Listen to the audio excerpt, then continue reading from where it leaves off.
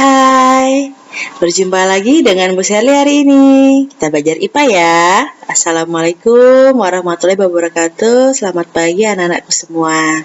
Hari ini kita lanjut ke tema 2. Kita belajar materi baru ya anak-anak. Tetap semangat.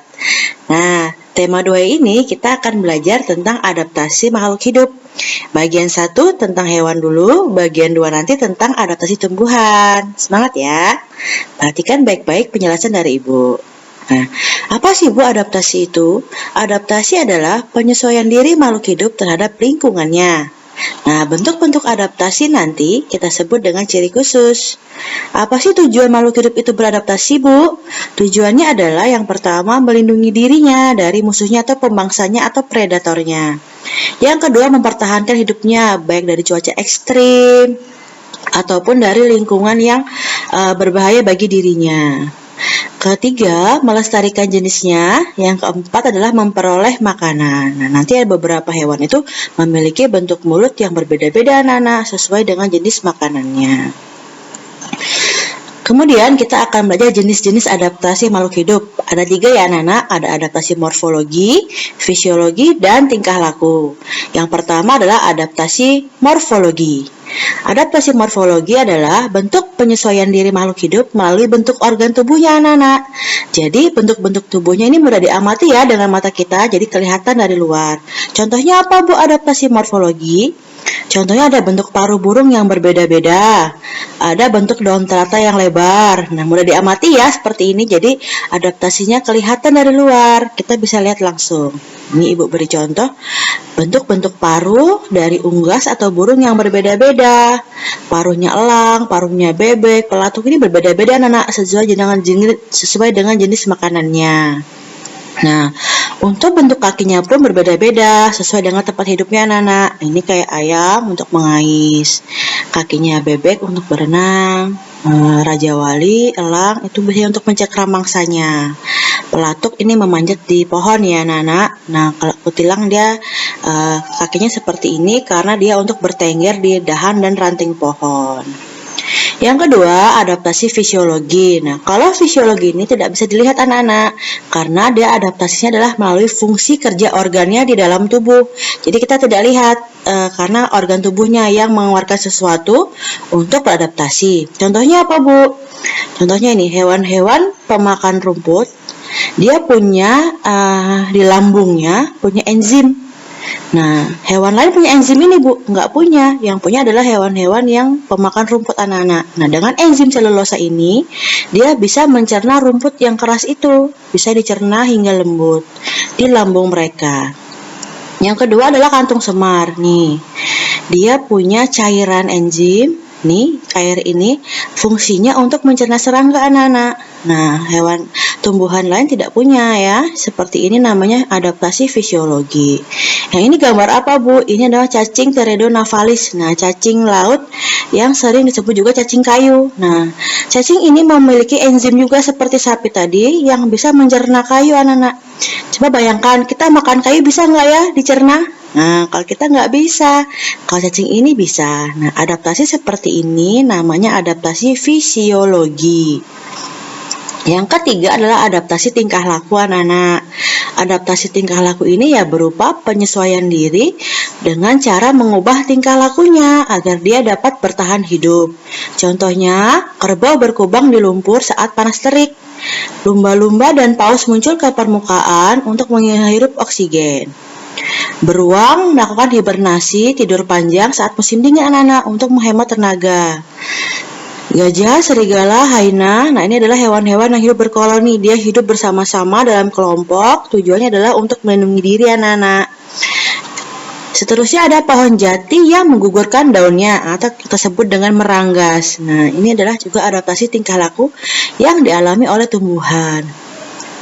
Yang terakhir Ibu kasih contoh adalah putri malu yang apabila kita sentuh daunnya dia akan menutup. Nah, ini adalah contoh-contoh adaptasi tingkah laku. Masih banyak yang lainnya, kalian bisa juga belajar melalui buku atau menonton TV yang menyajikan tentang informasi hewan dan tumbuhan yang ada di bumi kita ya, karena pengetahuan IPA itu sangat luas. Nah, ini Ibu kasih contoh gambar tumbuhan yang melakukan adaptasi tingkah laku. Nih, pohon jati, dia rontok anak-anak. Nah, ketika musim kemarau. Daun pisang, ini sengaja dia merobekkan daun-daunnya ini anak-anak, supaya kalau ada angin kencang, dia tidak tumbang. Ini contoh Venus atau kejora, pemakan serangga ya anak-anak. Kalau ada serangga yang hinggap, dia akan otomatis menutup seperti ini anak-anak. Nah, ini juga termasuk contoh adaptasi tingkah laku. Ini adalah contoh adaptasi tingkah laku hewan. Nih, ototomi pada cicak, mimikri pada bunglon, paus dan lumba-lumba yang muncul ke permukaan. Ini adalah rayap. Rayap ini juga punya adaptasi tingkah laku, yaitu rayap muda. Anak-anak rayap akan menjilati pantat induknya, anak-anak. Kenapa Bu jilat-jilat pantat induknya? Karena di dalam pantat kotoran dari induknya itu mengandung bakteri atau flagellata yang punya enzim untuk mencerna kayu. Nah, ada tujuannya ya, bukan iseng-iseng aja dia. Contoh adaptasi hewan terhadap habitatnya. Nanti kita belajar ada yang di padang pasir, ada yang di kutub, ada yang di gua, ada yang di rumah. Nanti kita lihat masing-masing satu persatu. Yang pertama adalah unta ya Nana. Nah, unta ini adalah hewan khas yang hidup di gurun pasir. Nah, ciri khususnya atau bentuk adaptasinya yang pertama dia punya punuk. Nah, punuk unta ini menyimpan lemak ya anak-anak, bukan air, dia menyimpan lemak sebagai cadangan makanan ketika dia tidak ada makanan di lingkungannya. Kemudian bulu matanya ini panjang. Bulu mata badai kayak sehari ini gitu ya. Nah, bulu mata ini melindungi matanya dari debu dan pasir. Misalnya kalau ada badai pasir, dia kan nggak bisa kucek-kucek mata kayak kita ya. Nah, dia punya bulu mata yang melindungi matanya dari debu dan pasir. Kemudian perutnya ini sangat besar anak-anak, bisa menyimpan air dalam jumlah banyak berliter-liter anak-anak. Nih. Kemudian kakinya ini juga panjang agar tetap dingin dari panasnya pasir.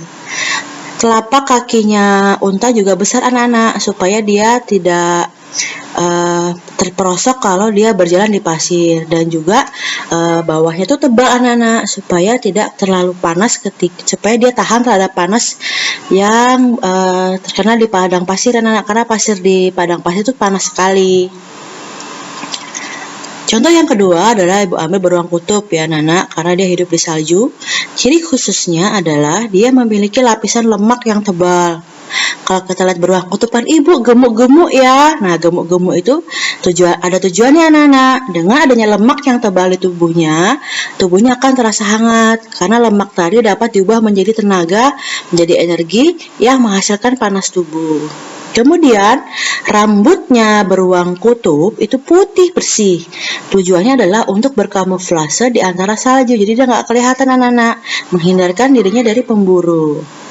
Yang ketiga, dia melakukan hibernasi. Nah, ini biasanya hewan-hewan yang hidup di 4 musim melakukan hibernasi, tidur panjang ketika musim dingin.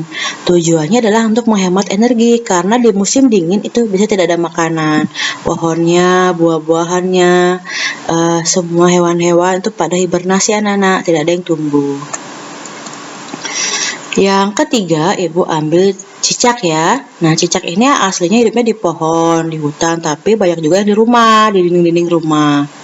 Ciri khususnya apa, Bu? Yang pertama, kalau kita perhatikan telapak kaki cicak, dia memiliki garis-garis paralel yang beraturan seperti ini anak-anak. Nah, dengan alur paralel ini, dia bisa melekat dan merayap di dinding, tidak jatuh anak-anak. Kemudian lidahnya panjang dan lengket karena dia memakan serangga ya anak-anak. Kalau lidahnya seperti kita, bisa nggak nangkap nyamuk? Nah, nggak bisa, jadi lidahnya panjang dan lengket. Kemudian dia juga punya kemampuan ototomi.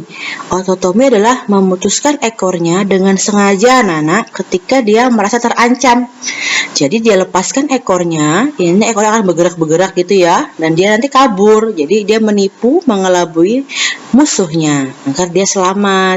Nah, berikutnya kita akan belajar hewan kelelawar ya anak-anak.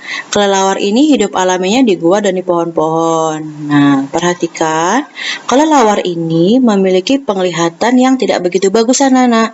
Dan dia aktifnya di malam hari. Bagaimana Bu dia lihat malam-malam, sedangkan matanya nggak kelihatan. Nah, dia memiliki kemampuan yang kita sebut dengan ekolokasi.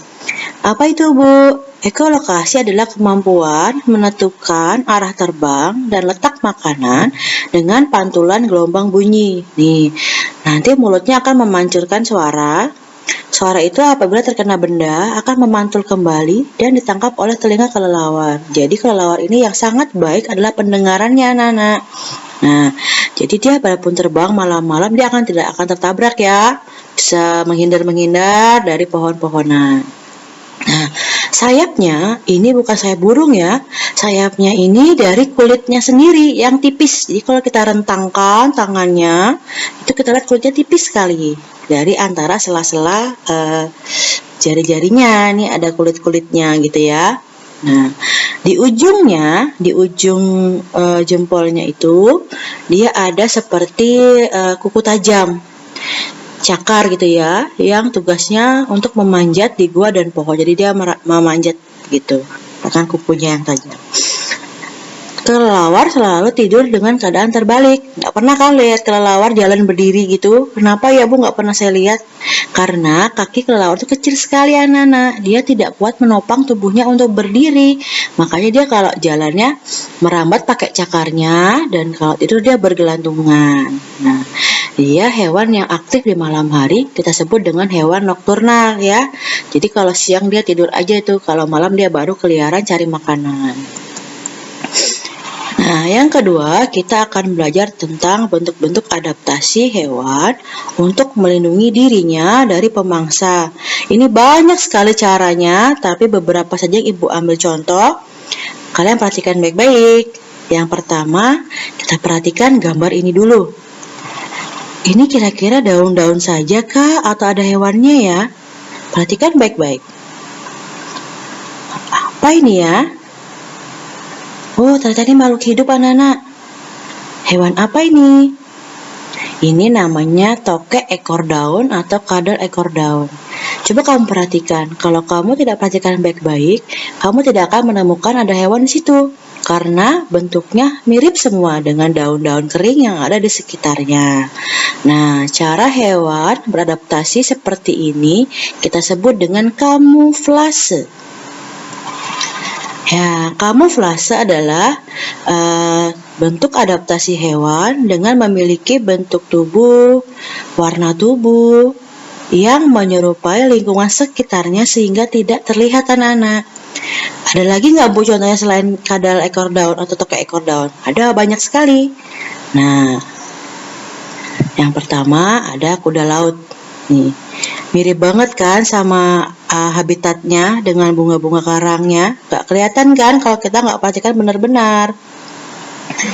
Belalang daun, ikan batu atau ikan karang. Ini kalau dia diem aja di karang, kita nggak tahu nih mana karang mana ikan. Dan ini berbahaya anak-anak. Ini dia memiliki racun juga ya.